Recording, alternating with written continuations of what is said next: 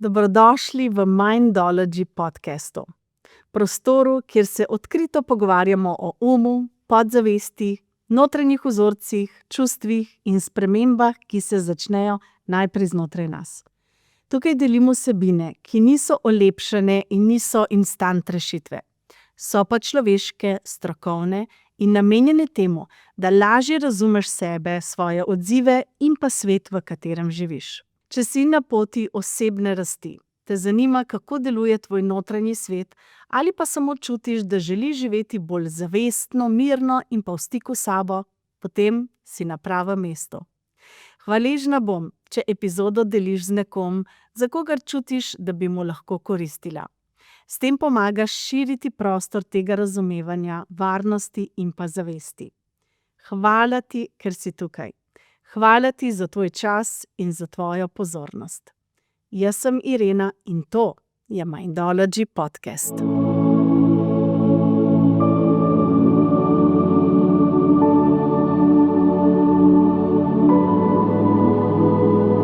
Ste se kdaj ujeli, da se vam v življenju ponavlja ista zgodba, samo v neki drugi obliki? Druga služba, pa isti občutek, drug partner, pa ista dinamika, druga odločitev, pa spet enak izid. In takrat si rečemo, zakaj se mi to vedno dogaja? Ampak to ni naključje.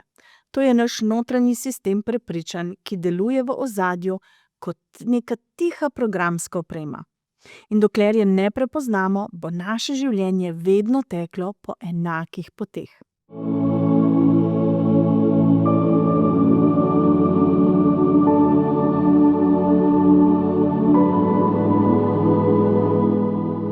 Veš, ljudje mislimo, da se odločamo zavestno. Ampak večino naših odločitev vodi naša podzavest.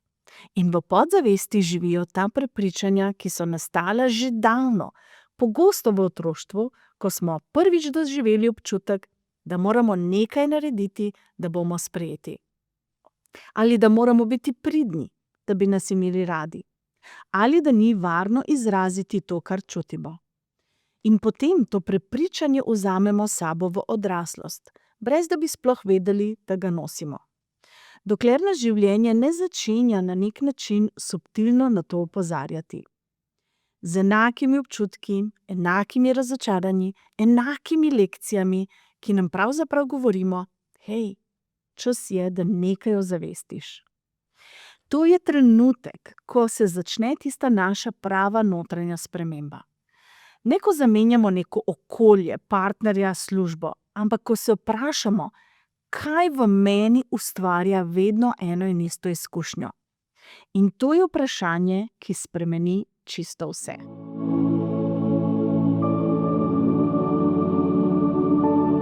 Ko govorimo o prepričanjih, večina ljudi pomisli na misli. Ampak prepričanja niso samo naše misli. So resnice, v katere naše telo dejansko verjame. Prepričanje ni stavek, ki si ga konstantno ponavljamo, ampak je občutek, da tako pač je. Kot notranji zakon, po katerem delujemo, čeprav ga nikoli nismo zavestno izbrali. Recimo, če si kot otrok večkrat slišal, da moraš najprej trdo delati, da si zaslužiš počitek ali ljubezen, bo tvoje telo to shranilo kot neko notranjo resnico. In kot odrasla oseba boš težko lahko počival brez občutka krivde. Ampak ne zato, ker mogoče ne znaš počivati, ampak ker tvoj notranji sistem pravi, če se ustaviš, nisi vredna ali vreden. Ali pa, če smo recimo odraščali v okolju, kjer so bile naše potrebe pogosto spregledane, morda se takrat naučimo verjeti, da moramo vedno poskrbeti za druge, da smo ljubljeni. In to prepričanje nas bo vedno spremljalo v vsakem odnosu, dokler ga v neki točki ne prepoznamo. Prepričanja nastanejo v trenutkih čustvenega vtisa. In ko smo bili majhni, je bil naš kot neka spužva, kot goba. Ni analiziral, ali je nekaj res ali ne. Vse, kar se je recimo takrat zgodilo, je shranilo kot neko navodilo za preživetje, kot nek zemljevid. In če smo takrat doživljali zavrnitev, je naše telo morda reklo, ni varno izražati, kar čutim. In to prepričanje bo v bistvu postalo nek filter, skozi katerega bomo videli zunanji svet. Zato imajo prepričanja res tako izjemno moč, ker niso logična, ampak so telesna. Živijo v naših odzivih, živijo v naših odločitvah, živijo v našem glasu, ko rečemo ja, čeprav smo mislili ne. In ravno zato jih ni mogoče spremeniti samo z nekim razumevanjem, zato ker niso v naših glavah, so v naših telesih. In telo se odziva na občutek varnosti, ne na logiko.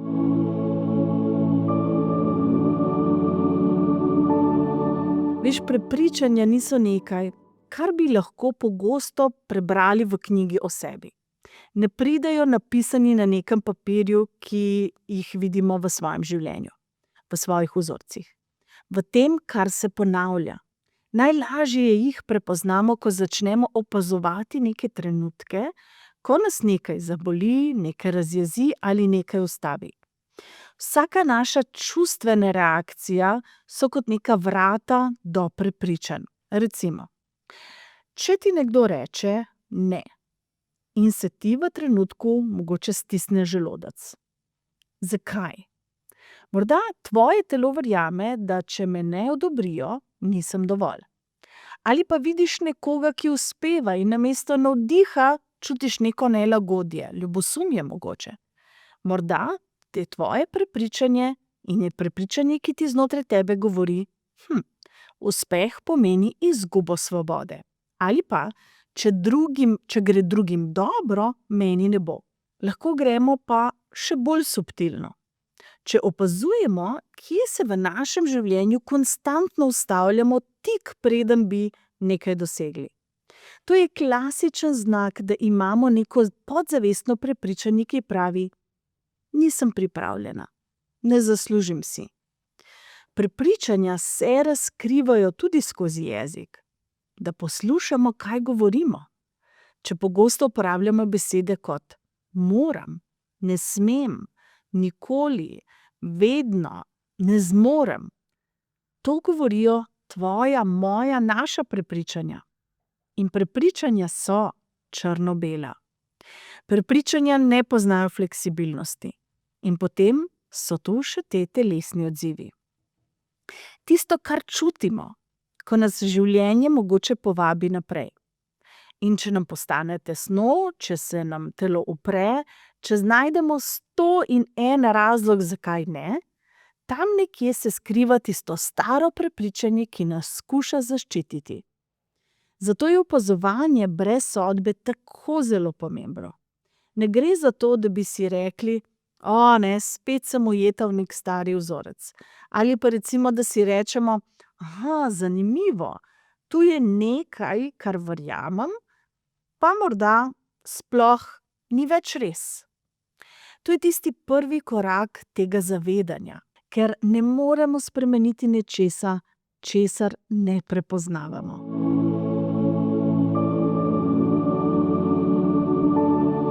Včasih mislimo, da nas življenje oblikuje od zunaj, da so okoliščine tiste, ki odločajo, kako se počutimo, kaj si lahko privoščimo in kaj si v življenju zaslužimo.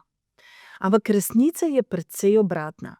Življenje nas ne oblikuje, mi oblikujemo življenje. In to počnemo skozi filter svojih prepričanj.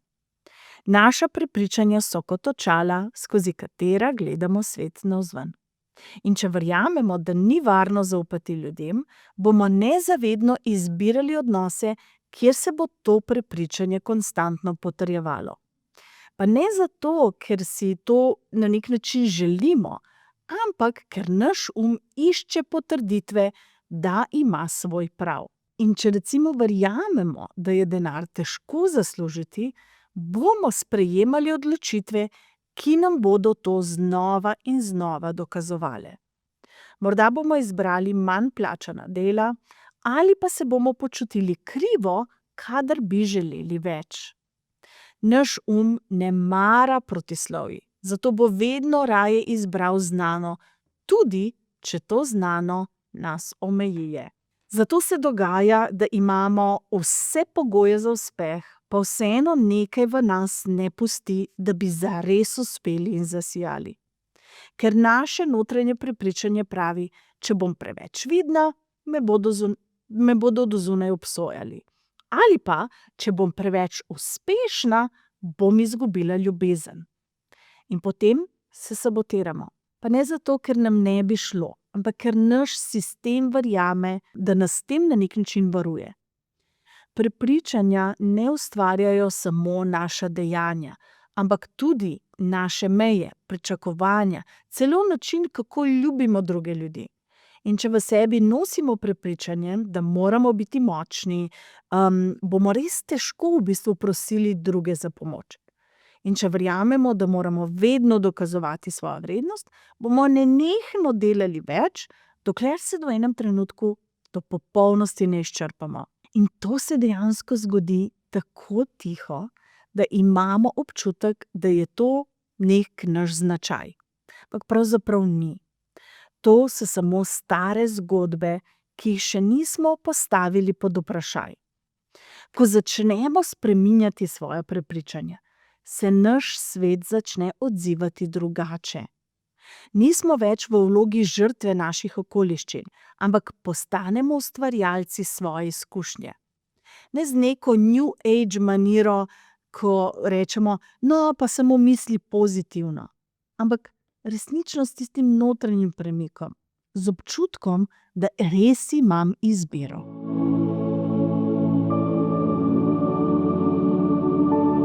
Ko enkrat prepoznamo prepričanje, ki nam kroji življenje, je prvo vprašanje vedno isto. Kako to zdaj spremenim? In tukaj večina ljudi naredi napako. Poskušajo prepričanje premisliti ali potisniti na stran. Ampak to res nikoli ne deluje, ker prepričanja niso racionalna, so čustvena in so telesna. In zato jih lahko spremenimo samo skozi izkušnjo in ne skozi spremembo misli. Prvi korak je seveda zavedanje. Sliši se preprosto, a je temelj. Vsakič, ko ujameš svoj notranji glas, ki govori iz stare zgodbe, si lahko samo rečeš: aha, to je tisto staro prepričanje, ki me skuša mogoče zaščititi. Ampak ključ je v tem, da se s tem ne borimo, da se ne borimo proti temu. Ne prepričujmo ga, samo prepoznajmo ga in mu dajmo mogoče neko ime, kar je banalno, ampak deluje. Drugi korak pa je to razumevanje, od kod to prepričanje prihaja. Večina naših prepričanj ima svoj nek začetek v otroštvu. Takrat smo jih ustvarili, da bi preživeli, da bi dobili ljubezen, da bi dobili varnost ali celo pozornost. Zato jim ne smemo pristopiti z obsojanjem, ampak z nežnostjo. Da jim pristopimo z vprašanjem, mogoče, kaj si ta del mene želi, oziroma kaj si je ta del mene nekoč želel zaščititi. In ko prepričanje razumemo, ga res lahko začnemo rahljati. In ne potrebujemo, oziroma ne rabimo ga odstranjevati. Dovolj je, da v svoj sistem vnesemo dvom. Da se recimo vprašamo, je to še vedno res? Ali pa, kaj pa, če obstaja neka druga možnost, nek drugačen način? To je trenutek, ko se v našem umu začne ustvarjati prostor za novo resnico. In naslednji korak pa je recimo nova izkušnja. Ne nova afirmacija, ampak neka nova izkušnja, ki našemu telesu dokaže, da je drugače tudi možno. In če smo verjeli, da če prosim za pomoč, sem zavrnjena, potem poskusi nekoga iskreno prositi za pomoč, kljub temu dvomu. Ko vidimo, da nas svet pravzaprav ne kaznuje, ampak sliši, se naše telo začne učiti nove resnice. In zadnji korak je ponavljanje v občutku varnosti. Naše telo potrebuje čas, da se prilagodi. In vsakič, ko naredimo nekaj novega in ostanemo z občutkom varnosti oziroma sem varna, pišemo novo zgodbo. To je tisti tihi, vsakodnevni proces, ki počasi spremeni naš notranji svet in z njim vse okoli nas.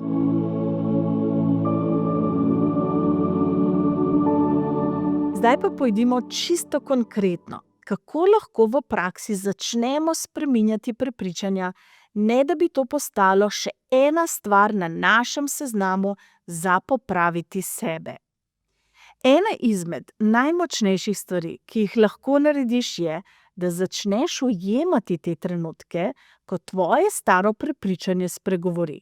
Ne smemo ga iskati na silo ali poskušati priklicati. Dovolj je, da smo pozorni na trenutke, ko se v nas pojavi občutek omejitve. Morda strah, krivda, sram, zadržanost ali celo neka napetost. Takrat si lahko postavimo 3 vprašanja.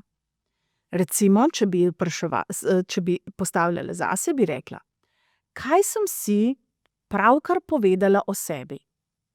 Potem se vprašam, od kod to poznam. In tretje, je to res moja resnica ali nekaj, kar sem se naučila skozi življenje? In potem te povabim, da samo vdihneš. Ne rabiš analizirati. Že to, da se ustaviš in opaziš, premakne tvoj ali moj notranji sistem. Druga vaja, ki bi jo rada delila s tabo, pa je pisanje nove zgodbe. Ko prepoznamo to staro prepričanje, ga zapišemo iskreno, brez nekega olepšavanja. Naprimer, če izrazim, kar čutim, bom zavrnjena. In nato vzemi zvezek, napiši nov stavek, ki ga lahko tvoje telo sprejme kot varno. Recimo: ko izrazim, kar čutim, ustvarjam iskrene odnose. Pomembno je, da novi stavek ni laž, ampak samo nova možnost. Tvoje telo mora začutiti, da je to mogoče. In tretja praksa je pa delo z občutki. Prepričanja niso v mislih, so v telesu. Zato jih lahko spremenimo samo, če začnemo čutiti in ostajati z občutkom, ki ga običajno želimo potisniti na stran. Ko pride nelagodje, ga ne odrivamo, ampak lahko zapremo oči, samo položimo roko nekam na telo in si izgovorimo: vem, da me samo nekaj v meni skuša zaščititi. S tem umiriš ta živčni sistem in mu pokažeš, da novo je varno. In četrta praksa pa je lahko seveda tudi hipnotično delo. V hipnozi lahko prideš do izvora prepričanj. Ne z analizo, ampak z neposredno izkušnjo. Tam tvoje telo in govorita isti jezik. In ko spremeniš občutek na globlji ravni, se spremeni tudi vedenje. To dejansko ni trik. To je način, da tvoj sistem prvič po dolgem času začuti, da ima izbiro. Zato ne išči hitre spremembe. Išči pristnost. In vsakič, ko ujameš tisto staro misel in jo zavestno preoblikuješ, dobiš en mali, a zelo pomemben korak ali mejnik. In sčasoma se zgodi nekaj čarobnega. Zjutraj se zbudiš in ugotoviš, da tisto, kar te je nekoč zadrževalo, preprosto nima več moči nad teboj.